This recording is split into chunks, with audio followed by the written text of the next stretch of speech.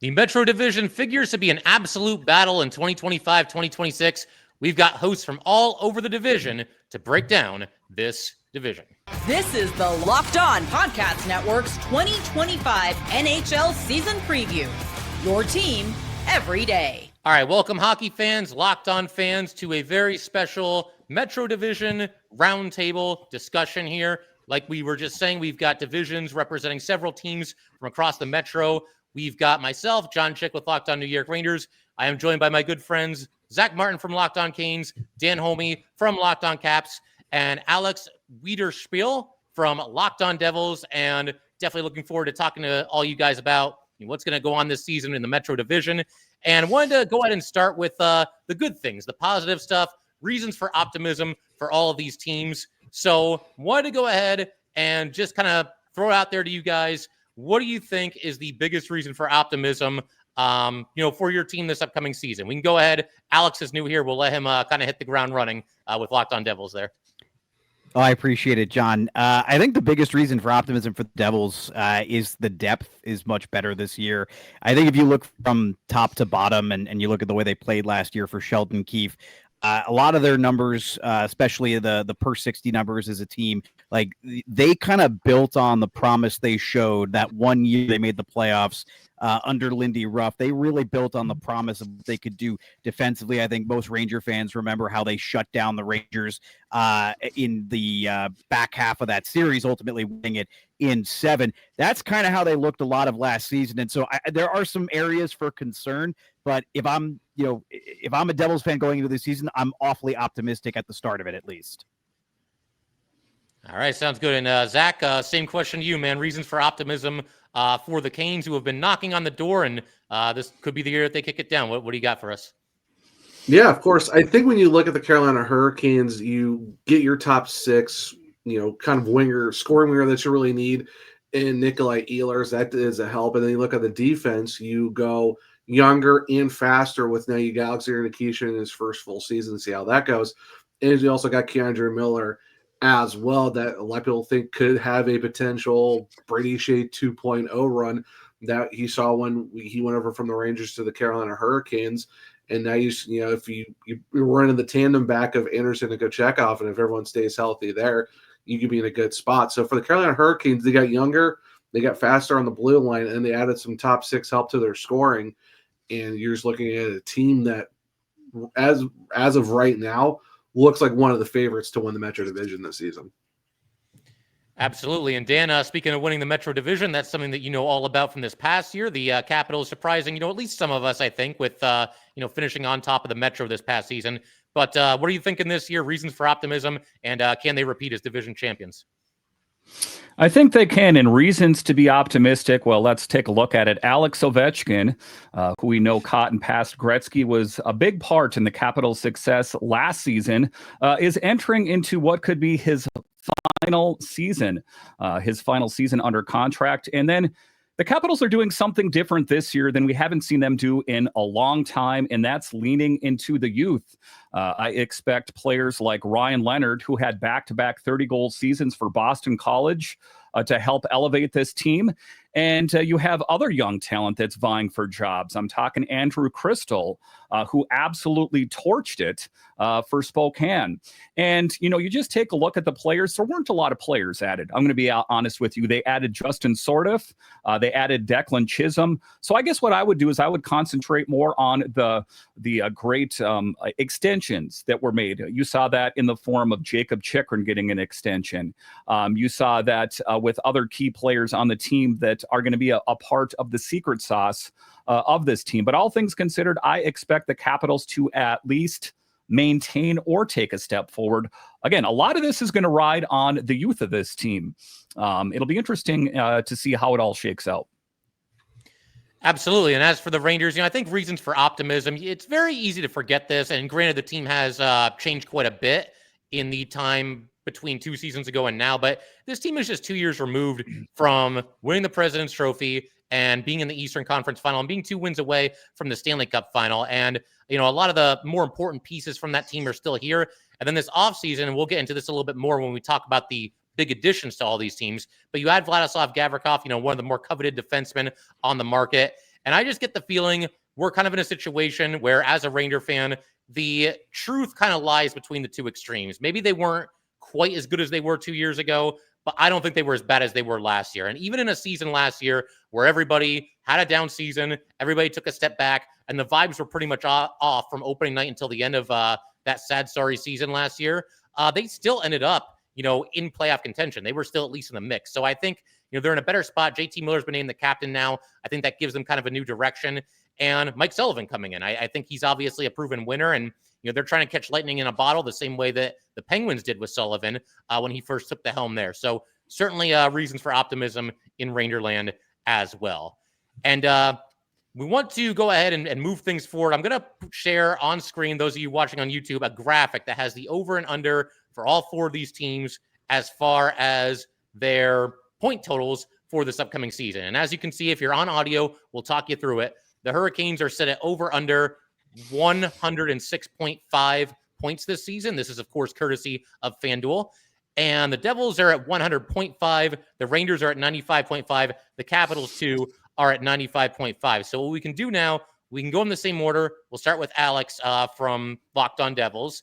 And Alex, the Devils set at 100.5 points there. Over or under, man? What are you thinking for the Devils this season? Are they going to eclipse that, or will they fall a little bit short? It's a brutal line. It's not one that I would probably want to bet on if I could make the choice here, because that is about as close as I think it's going to get. I'm going to a slight under is where I would go with that. My chief concern is that if you look at Jack Hughes' injury history, he's going to miss time, even if he doesn't suffer a catastrophic shoulder injury again, which he's done, by the way, a couple of years in a row now. Even if he doesn't suffer a catastrophic shoulder injury, his playing style, his size, he's probably not going to give you a full 82 to begin with. That's number one. And while I certainly like the addition of Cody Glass, and it's one of the things that I'm going to talk about a little bit later, I think that gives them some depth down the middle. That's not a guy that you're going to feel comfortable with in extended stretches in the top six. So knowing about the injury history, knowing that there's some age down into that bottom six that I think will help you in the playoffs, but may not be as useful during the regular season, I'm leaning right now on under for these Devils, but I don't think it'll be by much. I think they're going to comfortably be in the playoffs, but I have a hard time picking them to go over that 100.5 mark.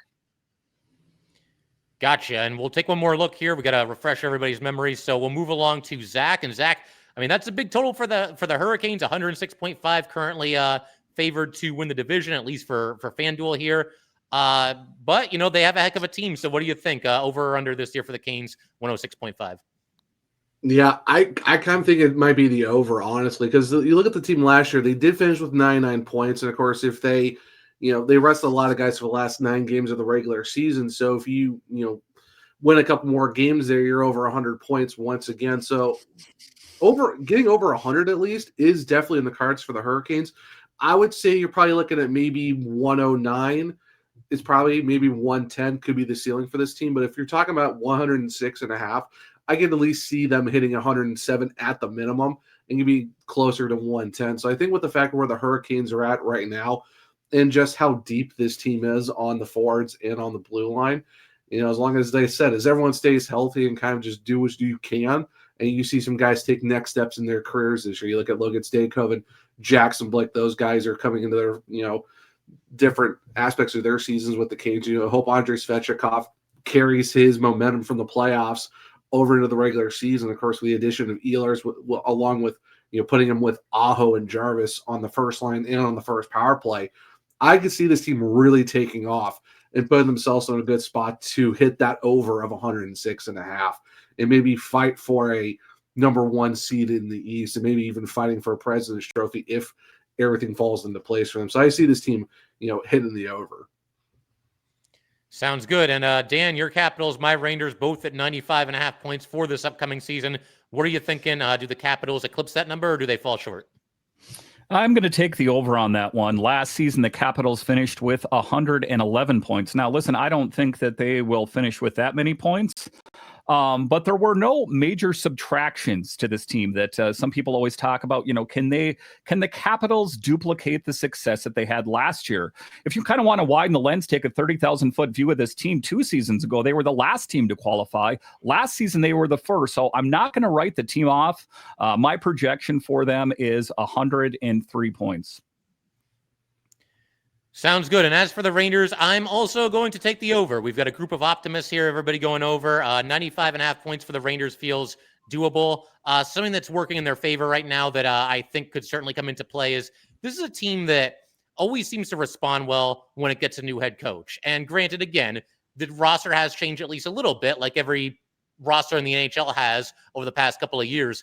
But, you're talking about a couple of seasons where they massively overachieved in the first year that they had a new head coach. And obviously they're going to have the same chance here to do the same thing with Sullivan. Before that, it was Peter Laviolette. Before that, it was Gerard Gallant. They always seem to get a little bit of a boost from that. And, Sullivan, again, he's a proven winner. I know things haven't gone well the last few years with Pittsburgh, but their prospect pool is pretty thin to say the least. And Sullivan comes in here. It's a fresh start for him as well. There's a good mix of veterans and young players that are coming along very nicely.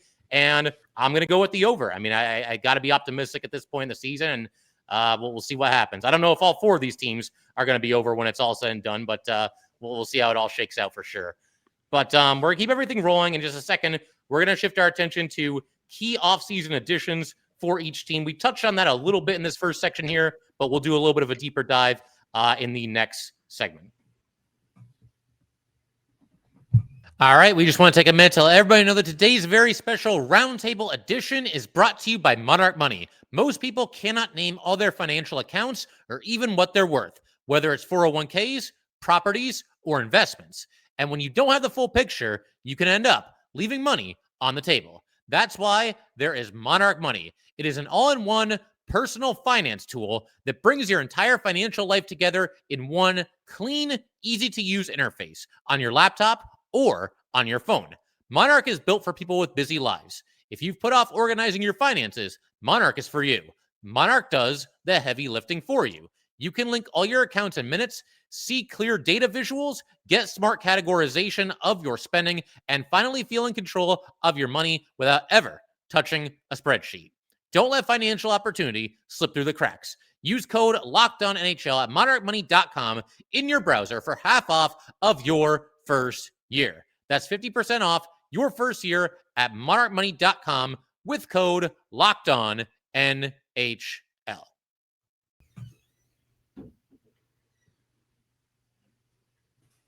All right, so keeping everything rolling here on this very special Locked On Metro Division crossover edition here. And wanted to go ahead and kind of go around the room once again here and talk about the most important addition, 1 or 2 big additions for your team, whether that's by free agency or trade, or maybe even somebody getting his start in the NHL. And again, we can start with Alex. Alex, man, what's the big offseason move, the big pickup for the Devils that you're excited about? Yeah, I think most would say Connor Brown, and I certainly agree that it adds potential scoring depth if he finds the player he was as he started to get healthier last season. Certainly not the guy he was immediately coming out of missing almost a year and a half of time skating. But Cody Glass, who they acquired at the trade deadline, I actually think is really retaining him is kind of the big thing. And I alluded to this before, that the Devils have 2 issues in my mind. The first is the center depth when Hughes is out. And the second issue is getting Dawson Mercer off of center and onto the wing. I think it's hard not to watch Mercer and think that there is a ton of offensive talent there. He has shown it in spurts. He has shown it in flashes, and he's shown it at times in the playoffs. I think the issue is when he's playing center. I think you guys know as well as anyone else, that's a lot more defensive responsibility on the ice, and I think that's been a problem for him, particularly in the 3C role, where Mercer has played when he's been called upon to be the center, because you're not going to take away minutes from Hughes and Hischier. So to me, that addition of Glass allows Mercer to potentially play up in the top 6, play with either Hughes or Hischier, and I think that's a much better fit depth-wise for the Devils. Really, I think that the puzzle pieces fit better that way. And so I'm going with Cody Glass as the best and potentially most important addition of the offseason. Even though I'm cheating a little bit, it happened at the trade deadline last year. All good. We'll move along to Zach. Zach, what do you got for us? Biggest pickup of the offseason for the Carolina Hurricanes? Yeah, I mean, kind of already alluded to it a little bit, but you're looking at Nikolaj Ehlers, someone that, like I said, the Hurricanes really have needed for a while as that top 6 scoring winger. Almost a point per game guy last year when you look at what he's done. He played 69 games, had 64 points, and you look at a guy who's now getting the opportunity to be the guy that he's always wanted to be, because with the Jets, he was mainly, second line, second power play. Now he's top line, top power play unit, so he's going to get that bump from being 15:48 of average ice time to probably 17-18 minutes a night. So the Hurricanes are going to really lean on him to kind of lead the way for the most part, especially with that top line of Aho and Jarvis. So there's a lot of excitement there just to see what he can do. And as long as he stays healthy, I think that's going to be a big key for the Carolina Hurricanes. And it's a nice, good 6-year deal at 8.5. That's not bad for a guy that a lot of people are kind of looking at as probably one of the big free agents to get, especially after, Mitch Marner got signed and traded, the day before free agency. So Ehlers was that next guy. And then, talking about Keandre Miller, John, I know me and you talked about during the offseason after it was done with that trade, but you look at a guy who's probably one of the more physical guys on the Carolina Hurricanes, over 100 hits last year, 100 block shots, someone who's going to add a lot, speed to the defensive blue line, because he's very quick. Like, his feet are moving. He makes it almost seem seamless for what he can do. So I think you add his youth at 25, and you're going to, if you pair him with Jalen Chatfield, you're going to have two guys that are going to be very fast together and find a way to be offensively minded, but also play some good defense as well. And I think if he, fits into the structure that, the Hurricanes run with Tim Gleason as their defensive coach, and of course, it helps too when you got Jacob Slavin on that group as well, kind of teaching, leading you the way in terms of how the Hurricanes run their defensive system. I think just adding those two alone puts the Hurricanes in a very good spot of where they can just, make that run and hopefully, get a division title, get another deep playoff run, because this would be like their 8th consecutive time going to the playoffs if all things go well, and hopefully, make another run to the conference final. Sounds good. And Dan, who you got for us? The biggest pickup, the biggest addition for the Washington Capitals this offseason? Oh, wait. Let me think about that. Justin Sordoff and Declan Chisholm. Okay, everyone hold back. Wow, this team is just rocketing to the moon. The Capitals were all in on the Nikolaj Ehlers sweepstakes, and guess what? Swing and a miss. So the Capitals are doing something that they haven't done in quite some time. They're leaning into the youth, which I spoke about earlier. And to be clear here, I'm happy about it. The Capitals have had reluctance about going in a young direction. They always wanted to go with the sure thing. And that was, with Peter Laviolette here before he wanted the sure thing. Well, Spencer Carberry came here and ushered in a new wave of bringing along the youth. He has that rapport. He coached some of them in Hershey and has the history there. So it's going to be Justin Sordoff, who is going to be playing on the 4th line, ostensibly for the Capitals, and Declan Chisholm, who is going to be the extra. Wow, we're talking about extras. But that is what I expect. I expect the youth to take a step forward in the form of Leonard, Crystal, Miroshnichenko, those kind of guys. And I guess if I'm going to talk about additions, they're not really additions, but extensions. I'm going to talk about the extension of Nick Dowd, Jacob Chikrin, Martin Faravari, and Logan Thompson. Big pieces. Part of the secret sauce of the Capitals last season. We're hoping that they can do a similar thing, if not better, next season. Sounds good. And as for the Rangers, I'm going to go ahead and go with, I would say for sure, Vladislav Gavrikov. There's obviously a couple of other, complementary pieces that they brought in. Taylor Radish, Dan, we talked about him a little bit in the offseason. And Zach, obviously, we talked about the big Keandre Miller trade that also entailed the Rangers getting Scott Morrow, who looked very good in the rookie series against the Flyers, and I think had a solid preseason opener against the Devils. But for me, it's Vladislav Gavrikov. This is not necessarily the flashiest or most exciting free agent class that we've ever seen. And when you think of somebody like Gavrikov, it doesn't really catch your attention all that much if you're just a fan of hockey, not necessarily a Ranger fan, and you're not watching what the Rangers are doing that closely. But Gavrikov is everything that the Rangers need right now. The Raider defensemen were an absolute train wreck last season, just very inconsistent, really struggled to defend the rush, struggled to defend the front of the net, struggled pretty much any way you can. And you bring in somebody like Gavrikov, and he excels at all those things. He defends the blue line very well. He'll clear guys away from the front of the net. again, not the flashiest player. He's got a little bit of offense to his game, but somebody that's going to come in, most likely play with Adam Fox on the top pairing. And the Rangers are in a situation where 3 of their top 4 defensemen at the start of last season are gone. Trouba's gone, Lindgren is gone, and K'Andre Miller is gone. So they had to basically revamp the blue line, and I feel like Gavrikov was always their big target in free agency. They went after him full force. They got him. He's a Ranger, and he's going to play a very, very important role for this team this season. I think a breath of fresh air because he is so consistent and is so steady back there. But another question for everybody as we move along here. Breakout candidates. One of my personal favorite questions when we do, these roundtables like this.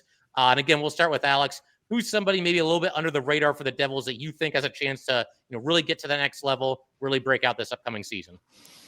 Yeah, it's tough because I don't think the Devils have like a ton of drama when it comes to the ability for young players to have a shot at breaking out.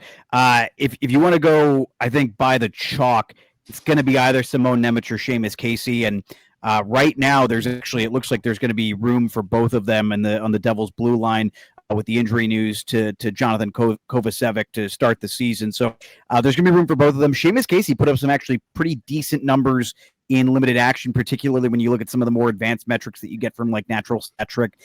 Simone Nemec, on the other hand, the numbers weren't great last year, but this is still a couple of things worth remembering about the player. Former second overall pick. Obviously, at a certain point, that stops meaning something. But when we're talking about defensemen, we know that they take a little bit longer to progress compared to forwards. Simone Nemec has not always had a clear path to the NHL, and it looks like with the injury to Kovacevic, he should have a pretty clear opportunity to at least playing some third pair minutes. And that's potentially very big for the Devils. I mean, we know this, one of the easiest ways to kind of rack up points. If you've got the goaltending and you've got the blue line working, those are pretty big indicators of where you could potentially go, both in the short term and the long term. So I'm going to go with Nemec, even though the numbers were not great during the regular season. I think he was outscored basically 2-1 when he was on the ice. In the playoffs, a little bit better. In fact, did not allow a goal in 68 minutes of ice time. So I'm going with Nemec, and he came up big in some of the biggest moments last year in that series against Carolina, even as the Devils were struggling, deeply overmatched. Sounds good. And Zach, what do you got for us in terms of a breakout candidate with the Canes? Who's the guy that's going to reach that next level for you guys this upcoming season? Yeah, I think a lot of people would probably look to like a guy like Alexander Nikishin, coming in from the KHL. And while I do agree that he would be someone to look at, I still think for the fact that this is his first year, I kind of want to see what he does in his first full season in North America before I say he's a breakout guy. I think he'll do well, but I think if there's someone to look at to take that next step for the Carolina Hurricanes, it's actually Jackson Blake. 17 goals, 34 points last year, top 10 in both goals and in points for all rookies last year. I think a guy that was, not really talked about enough. I don't think he would ever have made a finalist for the Calder, but I think he was an under-the-radar guy in terms of a rookie season overall. Hobie Baker finals with North Dakota. And, I actually got to sit one-on-one with him on Monday after the morning skate. And for him, it's, last year was about trying to make the team because he didn't know if he was going to make it. Now, this upcoming season, he just signs his contract extension. He's with the Canes for the next 9 seasons, including this last year of his ELC. And for him, it's just trying to get better every day. And I think he has that mindset now of like, I don't got to worry about trying to make the team. Now it's just trying to get better. And I think he's a guy that's potentially poised to have a 50-plus point season for the Carolina Hurricanes. And as of right now, he looks to fit in the top 6, along with possibly Logan Stankoven as the second-line center and Andrei Svechnikov.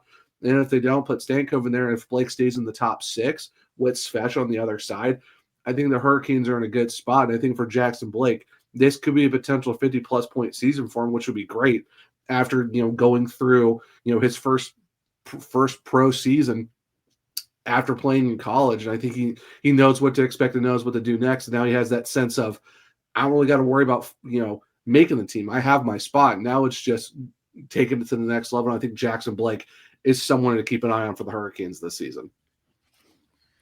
All right. And Dan, who you got for the Caps? Who's your breakout candidate for Washington this season?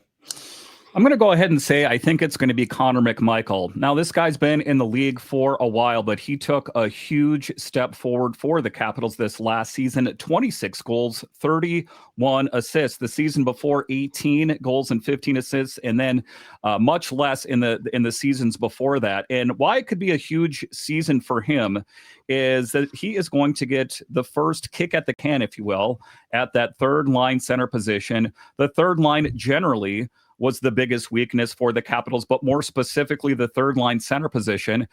We know that the Capitals had Lars Eller last season as a bit of a Band-Aid, which didn't work out. And the Capitals want to go into this season looking at the third line, I think, as a strength, not as a weakness.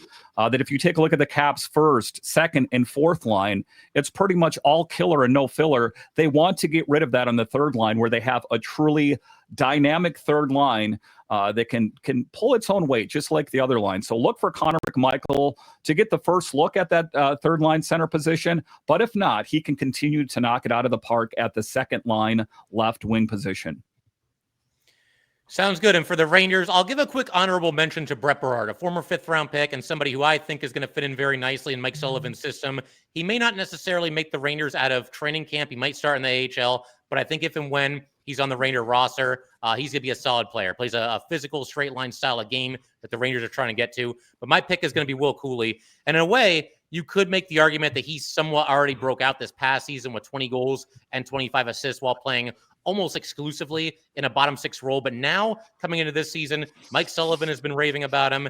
It's a very, very good chance that to start this year, he will be in a top six role. I think he's certainly going to see an uptick in ice time in general, certainly power play time as well. And he's somebody that's an absolute wrecking ball out there. 301 hits this past season. He goes out there and hits everything that moves. Somebody that when the Rangers drafted him in the second round a few years ago, to me was something of a floor pick. You know, this is somebody that's going to come in and be a solid middle sixer for you. I'm beginning to think that the sky might be the limit for Will Cooley.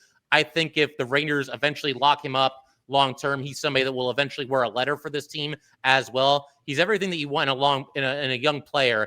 And I just feel like his role is certainly going to expand this upcoming season and that he very well could be a favorite of Mike Sullivan. So I got to go with Will Cooley for this upcoming season. But in just a minute, we're going to keep everything rolling. We're going to talk about what's at stake for all these teams this upcoming season, you know, whose job could be on the line, et cetera, et cetera. We'll get to all that good stuff in just a second.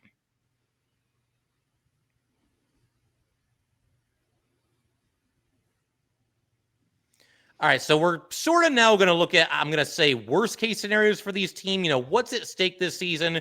Which player has a lot riding on this upcoming season? What essentially will happen if things go south, if things were to fall apart for any of these teams? And we'll start once again with Alex for the Devils. I mean, who's kind of like, is anybody's job on the line, or is any player kind of skating on thin ice, so to speak, for this upcoming season? What do you got for us there?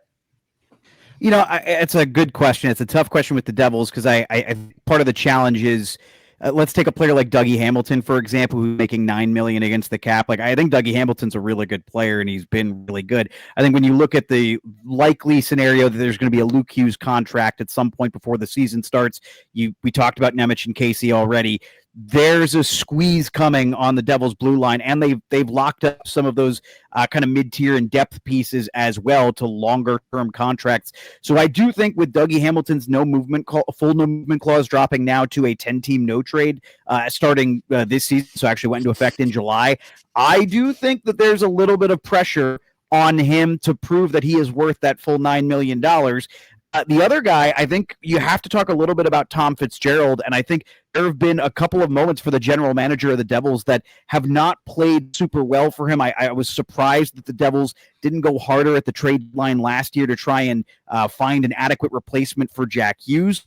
This is not a team that really needs to cling to assets anymore, and I think draft picks really do a lot of good for a team like the Devils.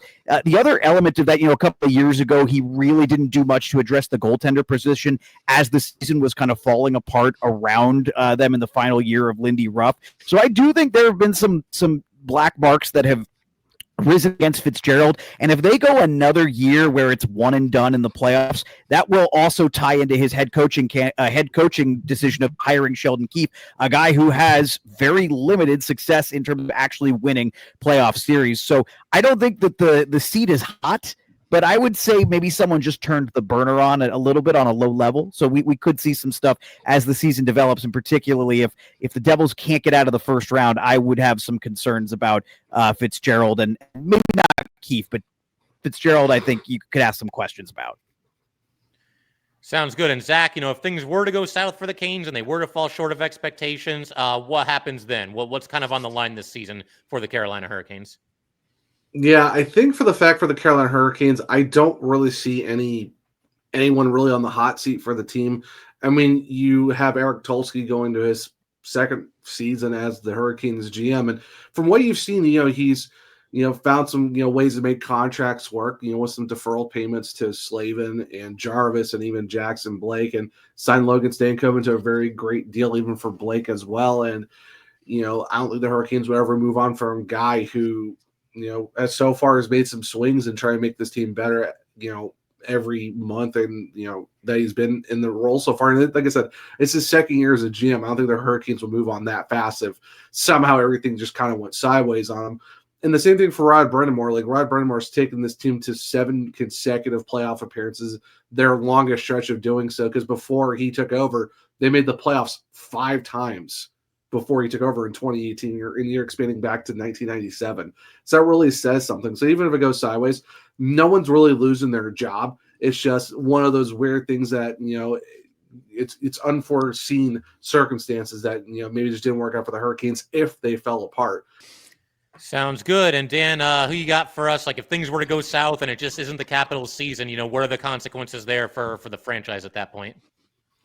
Well, listen, I think that Chris Patrick's job is secure. I think Spencer Carberry's is as well. I don't think that they would fire either one of them if the Capitals season didn't go according to plan. I do think, however, if things do go off the rails, what I spoke about earlier in the show is the Capitals leaning into the youth. That's all fine and good. But what if that doesn't work? That's great that you killed it in the juniors. That's great that you killed it at Boston College. It doesn't always translate to the National Hockey League. So if it hits the fan, I think it's not going to be a GM or a coach that's let go. I think that the GM is going to be calling other teams in earnest, trying to bring in a veteran to help lift this team and salvage the season. I hate to say salvage the season, but when you put a lot of faith into a young group of players, and there's not a lot of them, but we're asking them to fill some holes. If they don't live up to expectation, then you got to fill those gaps. So kind of a tight rope for the Capitals to walk this season. It's great that you're leaning into the youth, but if it doesn't work, well, that can go sideways in a hurry. Sounds good. And for the Rangers, I'm going to say Artemi Panarin. Even right now, before the season actually begins, I think a lot of eyes are on Panarin. There's a lot of intrigue surrounding Artemi Panarin.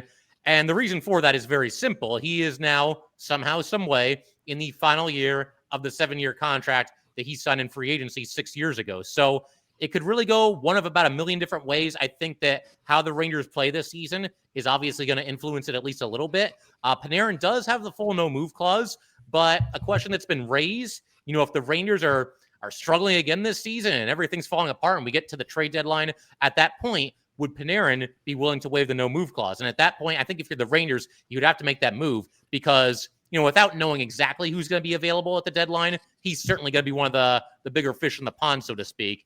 And look, I mean, Ranger fans are divided. Right now, you've got certain fans that they're flabbergasted. They can't understand why Panarin has not already been extended. And then there's Ranger fans that want to move on and they want to go in a different direction. And they actually would trade Panarin if the situation presented itself. I'm in a little bit more of kind of like a wait and see mode right now because I do think the Rangers are going to try to go big game hunting for some of those big free agents that could be available next year in the offseason. So I almost kind of see Panarin as like a little bit of the backup plan. If you can't get a McDavid or a Kaprizov or an Eichel or a Kempe, then maybe Panarin, keeping him around, maybe that makes some sense for you at that point.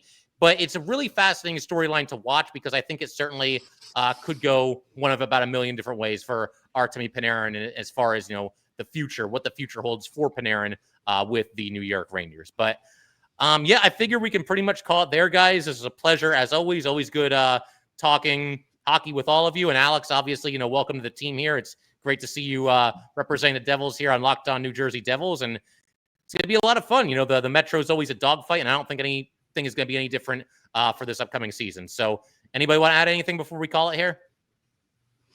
I'm good. Yep. All right. So Ranger fans, Devils fans, Canes fans, Caps fans, thank you guys as always for tuning in, and we will see you next time.